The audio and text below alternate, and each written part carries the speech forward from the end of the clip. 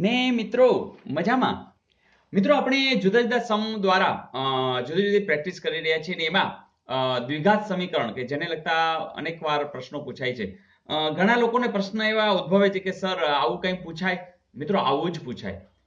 કારણ કે જ્યારે તમને આવા પ્રશ્નો ધારો કે પૂછી લીધા તો તમે શું એમ કહેશો કે ના આ કોર્સ 12નો છે?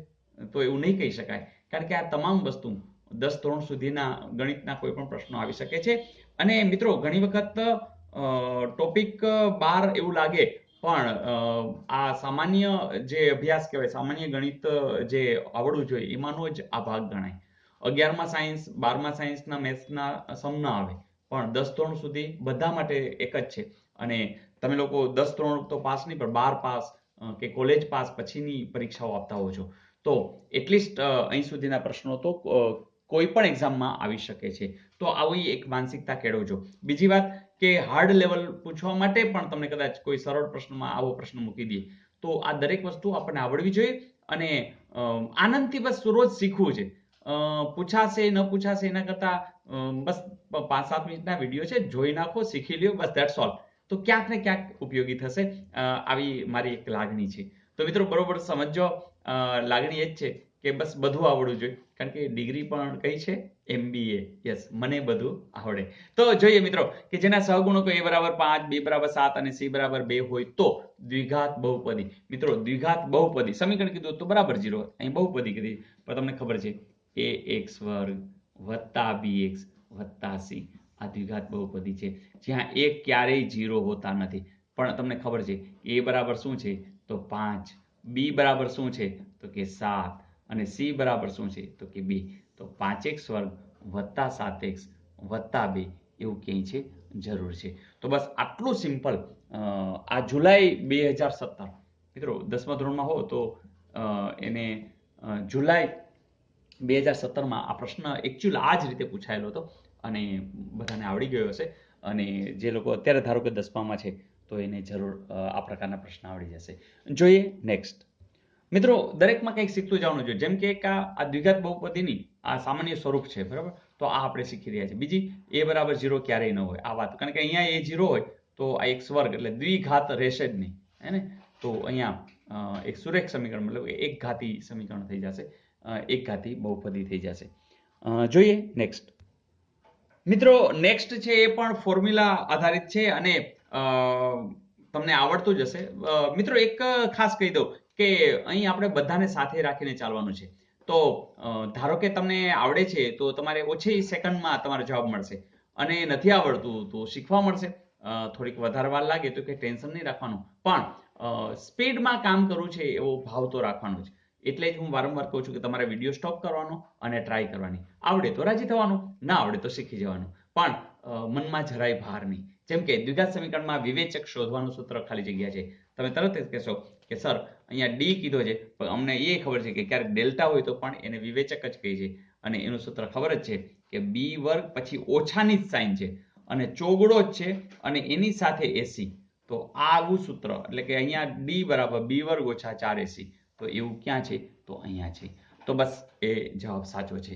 તો આ તમને યાદ રહી ગયું. તો આના આધારિત તો ઘણું બધું આપણે શીખ્યા જ છીએ તો એ પણ યાદ રહી જશે. જોઈએ નેક્સ્ટ.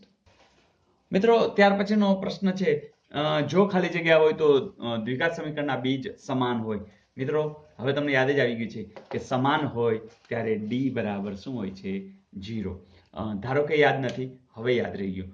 કે રિપીટ થાય છે, રાજી થાવ કે તમને કાયમી યાદ રહી જશે. તો આ રીતે જવાબ આપણે યાદ રાખતા જશું, ફોર્મ્યુલા યાદ રહેતી જશે અને ક્યાંક ને ક્યાંક એનો ઉપયોગ થતો રહેશે. તો મિત્રો મજા આવી? That's good.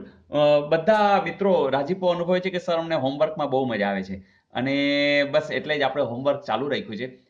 જેમ કે આજનું હોમવર્ક તમને આપી દઉં છું અને પછી ગઈકાલનું હોમવર્ક આપણે જોઈ લઈએ. મિત્રો તમારે જવાબ આપવાનો છે. સમીકરણ આવું આપ્યું છે. શું કરવું એ તમને હવે ખબર છે. x વત્તા 1/x બરાબર ઓછા 5 નો વિવેચક. વિવેચક એટલે ખબર છે ને b વર્ગ ઓછા 4ac. જે કંઈ હવે બધું જાણો છો. એબીસી તમારે શોધવાનું છે. દ્વિઘાત સમીકરણ સ્વરૂપ કેમ લઈ આવો એ પણ તમને ખબર છે. બસ પ્રયાસ કરો અને 20 આવશે, 6 આવશે, 21 હશે કે 29 હશે એ તમારે કહેવાનું છે. મિત્રો આ બધા બોર્ડમાં પૂછાયેલા અત્યારે મૂકી રહ્યો છે જેથી કરીને તમને કોન્ફિડન્સ આવે કે આવું જ પૂછે છે, આનાથી વધારે કંઈ હોતું નથી.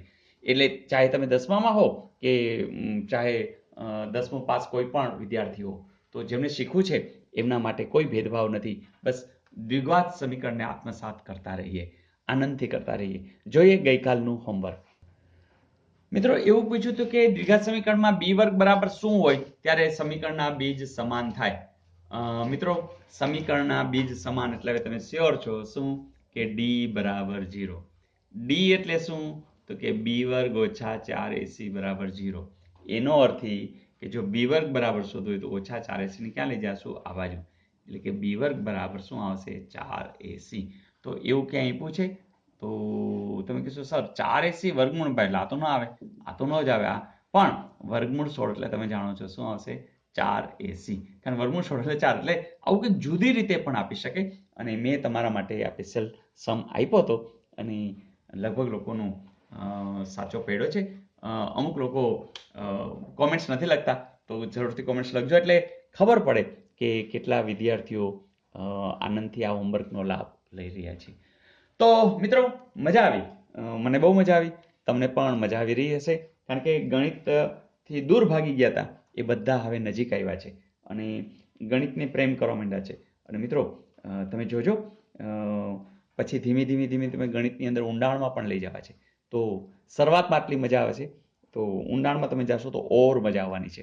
પણ પહેલાં અત્યારે આટલું તો આવડવું જોઈએ અને એટલે જ તમામ વિડીયો પ્લેલિસ્ટમાંથી ગણિતના જોઈ લેજો. તમે કોઈ વિડીયો જોયો કે નહીં એ કેમ ખબર પડે?